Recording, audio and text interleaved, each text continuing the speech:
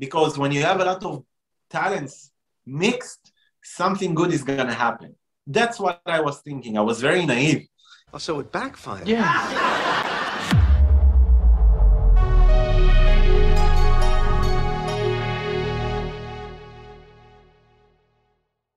Hey guys, in today's video, we're going to talk about what happened at that lunch that created a rift between stuntman Steven Lambert and martial arts celebrity Frank Dux. So with me, my two guests, Doron, check out his YouTube channel if you're into automotive stuff, and then his buddy Alon Newman, he's a film director. They were both at that lunch, so they're going to basically tell us what happened from like their own perspective. And also like why was everybody even gathered there in the first place? That's kind of an interesting story.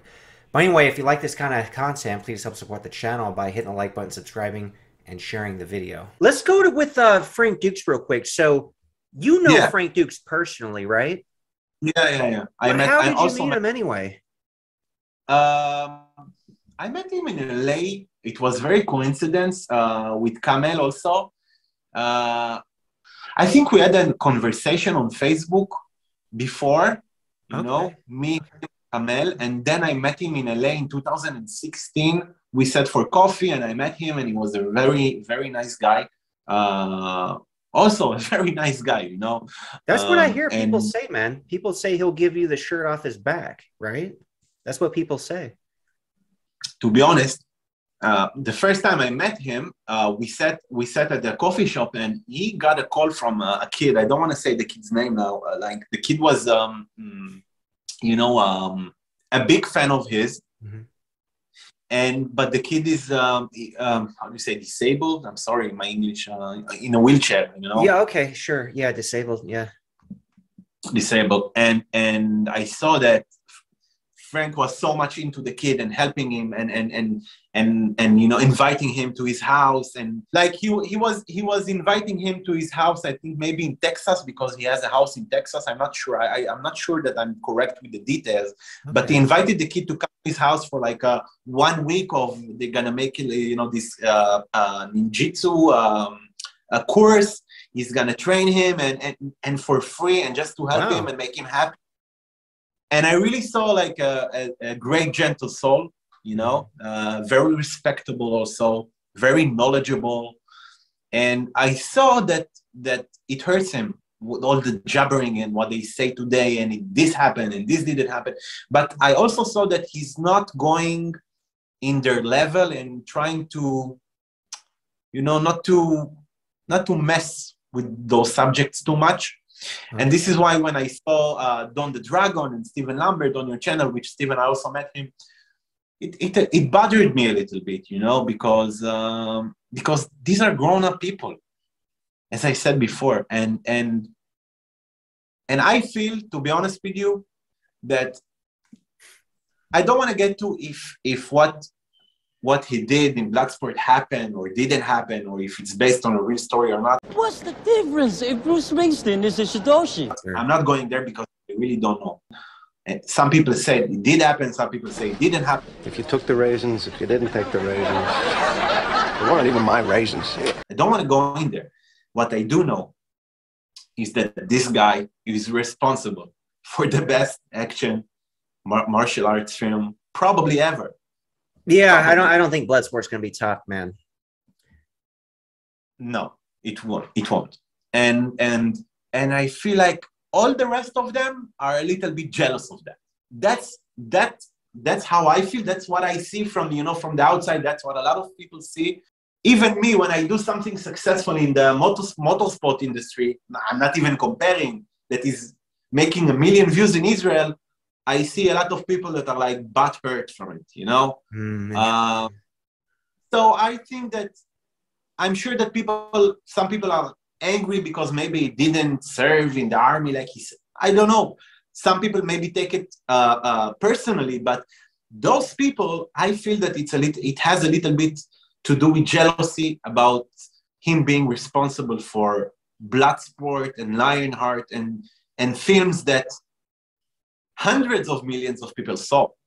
And the name is the house. We still watch a lot of these films today. They live on, you know, they live on. It has not to do with that, David. This is what I think. And That's my 2 cents. Life's too short. I say, let's let bygones be bygones. I also try to arrange a meeting. Oh, we got to talk about this. This is the whole infamous, real quick, the whole infamous, I'll tell the audience, because I covered this, the whole infamous Steven Lambert, Frank Dux, the Quest meeting, the lunch. So let's get the whole behind the scenes. Like, why were they even in the same room together? First of all, it wasn't a room. It was Cafe Roma in Beverly Hills. It was outside. Okay, sure. But by the way, do you see maybe Alon is with us on chat? No, right? No, there's only 2 participants. Okay, so I don't know if you want to call him real quick and let him know that email, because he should be popping in, right? He was there too. Yeah. We're getting a view now from a camera on the Port Trust segment of the station. How you doing, Alon? Hi, I'm doing fine. So, David, let me introduce you, Alon. First of all, Alon is a good friend of mine from the Israeli industry, the film industry here. He directed a few films, and we happened to work together on a few projects. I helped him with post-production. And Alon, we know each other for like 15 years, something like that? Yes, yeah. And Alon is very known here in Israel also, and he directed a few films and a few TV shows, and he's a judge in those. Where did you took Emmy Awards? Emmy Awards. The Emmy Awards. Oh, wow. Yeah. Very cool. And Alon was chosen to direct the reboot of American Ninja. That's awesome, Alon? man. Like, I gotta ask, like, how were you chosen? Well, it was Steven Lambert who addressed to me, and he asked me. He came by Facebook and he asked me if I would like to read the script of his, and then he sent me the script. I agreed. I knew Steven Lambert for a long time, but I never talked to him or met him.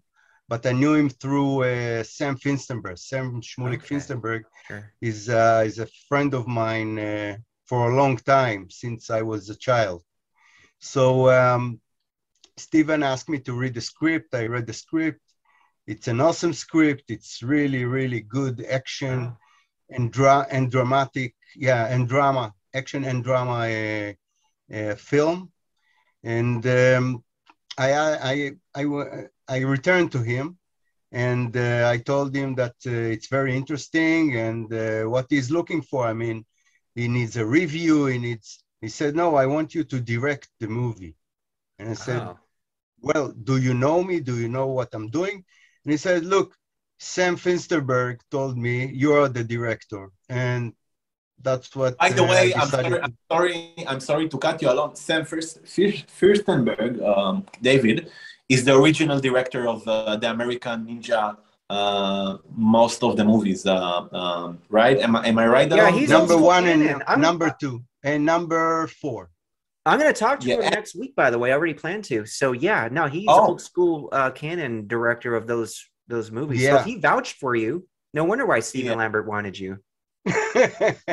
Exactly. Yeah. He also directed the Breaking. In the beginning, it was like that, but then we start working together, and we became really good friends. We met several times. I came to United States, went to meetings, and well, let's talk about this meeting basically that Doron set up, where you guys met at a cafe in the United States. Steven Lambert was there. You guys were there. Frank Dux was there.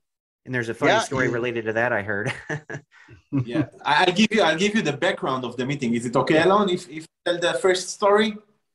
Yeah, go ahead, Doron. You set up the meeting. So Alon, I had a very big vlog in Israel. It was, I don't know what I'm talking about. It's called Benny and Doron. It was a big, like what I do today, like Motorheads, but it was a different format. And I think it was 2017. Alon, correct me if I'm right. Yes, October. 2007. Yeah, I came back from Europe. I was traveling in Sweden, Stockholm. I was covering all the crazy street racing scene in Sweden. And I came back, and while I came back to Israel, a big motorsport page on Facebook with 10 million followers, they appointed me to be one of the admins, to run the page with 10 million followers. Some of them are in America also, like 1 million followers came from America. And when that happened, I was really shocked. You know, suddenly you control so many, you can make content and deliver it to 10 million people. And that happened exactly when I came back from Stockholm to Israel, and I met Alon, and he came to my house, and we had a little meeting because we didn't meet for a long time before. And Alon told me, "Listen, I'm about to direct this reboot of the American Ninja." And Sam Firster, it's hard for me to pronounce the name. And Sam is Firstenberg. He vouched for me for the project, and I'm going. And I was like a little kid. I told him, "Oh my God, I have to come with you. I have to come with you to LA. I know this guy, and I know this guy, and I can bring on maybe this guy." And so Alon was hyped also, and he said, "Okay, you can join me, and if you want to help, go ahead, let's do it." So he flew to LA, and I flew like a day after or a day before, I don't remember. And when I came to LA, I came for two reasons. First reason was to, of course, be with Alon and meet Steven and meet all the guys that are involved in that production. And the second reason was for me to try and see what I can do in America for the motorsport page that I was running, the Street FX page. Yeah, I so remember I came to America. this crazy stuff with the cars, you know, with the BMW that we went through. And So I came to America. I came to LA, and the first day I was there, Alon, he introduced me to Steven Lambert. And they sent me the script, and Alon told me, "You need to read the script before we have the first meeting with Steven. And you need to know everything about the script before the meeting. Because Steven is really, you know, strict, and he wants you to know everything if you want to take a part of it and a part in it." So I read the script in one day. It's really a great script, by the way. I need to read this thing, man. Steven said he was going to send it to me months ago. He never did. I got to get on him on that. I need to read this. It's a great script. Very well written. There was another guy who was involved in it. I forgot the name. Maybe Alon can say. But it's really well written and very interesting. And I think that even they're going to produce it, it's going to be very nice. Wow. So I read the script, and I went to meet Steven and Alon together. And I think the first meeting was really nice, you know, between the three of us. I was very hyped about it. And I try to bring everything that I know from my background in the filmmaking industry and post-production and all my connections in America that I had in order to help the production or whatever it was to move forward. And we had a very nice first meeting, and everybody was happy, and it was great. And then in the second meeting, I had only good intentions. I wanted to bring in as many people from that industry that I knew. So Kamel Krifa was in town, and I knew that Kamel had connections with all sorts of investors, you know, in Europe, in Hong Kong, in all of these places. The guy is connected, and he's in this industry for a while. Plus, Frank Dux was also in town, and I thought, oh my God, Frank Dux, you know, it's Frank Dux. Maybe we can bring him also. And I just tried to bring all the guys together and in one table, you know, and make a meeting and see all of them together, because when you have a lot of talents mixed, something good is going to happen. That's what I was thinking. I was very naive. Oh, so it backfired. Yeah. You know, very naive. So we scheduled the meeting in Cafe Roma in Beverly Hills, which is like the place to go to for those meetings. You can see their Stallone and all these people. Sometimes they sit. So I said, maybe we're going to see them also and say hello, you know. Maybe it's going to be our lucky day. I saw him there, by the way, a day later with Arnold Schwarzenegger. That's cool, man. Yeah. Anyway, we came there, and Frank came, and Kamel came, and this French guy came. I forgot his name. I forgot the name. Jean-Luc Pierre. Jean-Luc Pierre. I got also a guy, I don't know what he's doing, but he looks like James Bond. Right? He looks like James Bond. And we sat at the table, and the first thing that I noticed is that Steven wasn't happy to see Frank Dux at the table. Oh, okay. Interesting. Yeah. I saw the emotions rising in Steven's face, you know. That's the but first he didn't thing talk to. He didn't talk. He was just No, no, sitting no. there. He didn't talk. He didn't talk, I think, because he was boiling up. That's what I felt, right? Interesting. I don't know. Hello. He didn't talk. He wanted to hear what Frank Dux are going to say. He said, of course, he said hello. You know, Steven is a very nice guy. So when he meets people, he say hello. You know, small talk, something like that. But he never brought up anything.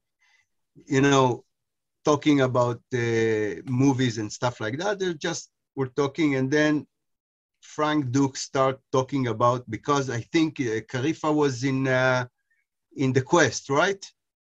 I don't think he was in the quest, but he is related to Jean-Claude Van Damme, and I don't know how it came, how it brought up, but Frank started talking about doing the stunt coordination. No. Like no, the fight choreography, right? Yes, No. fight choreography and stunt coordination. And he said that he started, he was doing it in the movie, and then there's, you know, it's got into Steven. He didn't say that. He said something about he didn't say about the stunts. He said something about writing, about that he had something to do with the script of the quest. He didn't say no. He probably said both. He probably said both. I would think. No. I remember he said something about the fight choreography and something about the stunt coordination. And then Steven was working on the quest. You know, there's no doubt about it. And there's photos from the production. No, Steven was on the quest, but Frank did. I don't remember Frank saying anything about stunts. I think he said something about writing and credentials about writing the script of the quest. And then Steven really got angry when he mentioned the movie The Quest. Steven really got angry. Why would he be upset if he was involved with writing? Steven didn't write anything in the movie, right? To be honest, he was upset from the moment he saw him, and you remember that. I don't think so. No, from the moment he saw Frank Dux. You said, look, I sat near Frank Dux. Okay, you can see it in the picture. Okay, and I didn't feel any tension from Steven, only when he started talking about the quest. Okay, so you're saying, Alon, real quick. Okay, so he's talking about either stunts or fight choreography, and then what happens? Then we'll get you, Doron, next. Steven stand up and went out from the restaurant. Oh, so Steven didn't say anything. He just got up and left, or did he say something first? Yes. No, he didn't say anything. Okay, so he got up and left. Did he come back? I went to bring him back. Oh, you got him. Oh, so you said, "Come on, Steven, let's come back." Okay, and yes. then what not nice, you know. Steven, calm down. You don't have to get upset. He can say whatever he wants, but you know, everybody knows exactly what you did in this movie. Mm-hmm. But so then you guys are back at the table, and then what happened? I don't remember when Steven. I'm sorry, Alon, but I don't remember Steven getting up. Maybe I'm the one who doesn't really remember. But what I do remember is that when we all sat on the table and Frank appeared, I saw that Steven wasn't happy about it. And okay. Kamel, by the way, was okay with it. Kamel was okay with it. Everybody was okay. Let me ask you this, Doron. Were you there the entire time? Or maybe when Alon brought Steven back, Steven had the pissed off look on his face. Maybe that's what you remember. I was there. I was kind of trying to lead the conversation, you know, and maybe I don't remember too good. Maybe he did walked away. I really don't remember. I remember he had like cigarette breaks to smoke cigarettes outside because you cannot smoke in Cafe Roma. But it was it was a really uncomfortable situation. I could see that Steven was triggered from something, you know, and I don't think they have an issue, that it was before that meeting. I mean, Steven was looking forward to meet everyone. He knew everyone is, except the French guy who brought by Carifa. Yeah, he knew he's going to meet Dux, and he knew he's going to meet Kamel Carifa, and he knew, and there was another guy, right? The writer, I think, no? Yes, the writer. Dude? Yeah, the one who took the picture is not in the picture. Sure. But I don't remember him. He was quiet all the time. Yeah, and Kamel Carifa read the script. So he was talking about the script. They asked me questions, and they asked Steven questions, and we talked about the script a little bit. But what happened is when Dux brought up the quest, that thing triggered something between them. Yeah, I wasn't aware of, but Steven went outside. He really smoked cigarette. Yeah, and me too. We stayed for a couple of minutes. Yeah, I remember Doron coming out and asking us what's happening. I told him we were coming back, and then we came back, and then there was a kind of a dispute about which part in the quest, which one of them did. Okay, and then Frank got mad. And then he brought up something from Bloodsport. I don't know, that is not related to the people who sat at the table. And eventually he left and never came back. Oh, Frank left and never came back? Interesting. Now, here's what I heard. So I think, based on interviews I've seen with Frank Dux, I think he acknowledges that, you know, he said he did choreograph the quest, and then Steven got upset because obviously Steven's in the credits, there's pictures, there's evidence. But see, then Frank will say in an interview that, well, I was referring to the pre-production work, not actually on set. So I think Frank is admitting that he did say that at the restaurant, but he was referring to pre-production work. Now, with that said, I'll ask Steven if he was involved in the pre-production stuff later.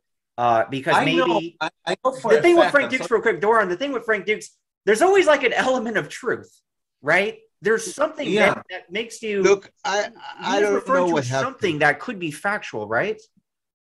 But for us, people who are watching from the outside, even alone, and you witnessing that, I know for a fact that Frank Dux and JC, they had a dispute about the quest because he said that he wrote it and JC took it, and they had a big trial about it. Yeah, there's a court case.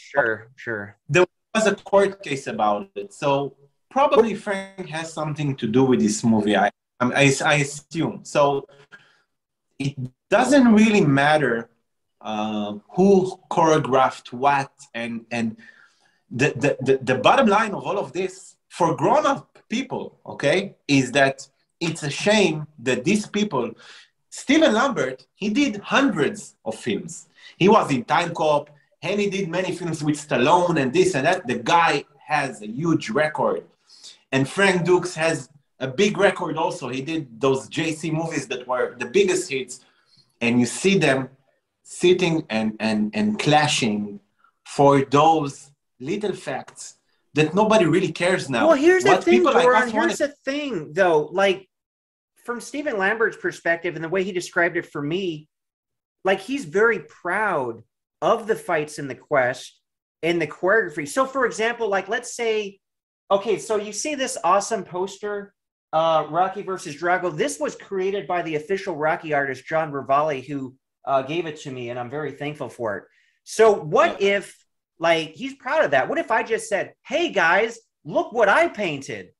He would be pissed off because he painted it. So that's Steven Lambert's perspective. David, of course. It's also, it's also IP, you know, it's intellectual property of your work. I mean, of course.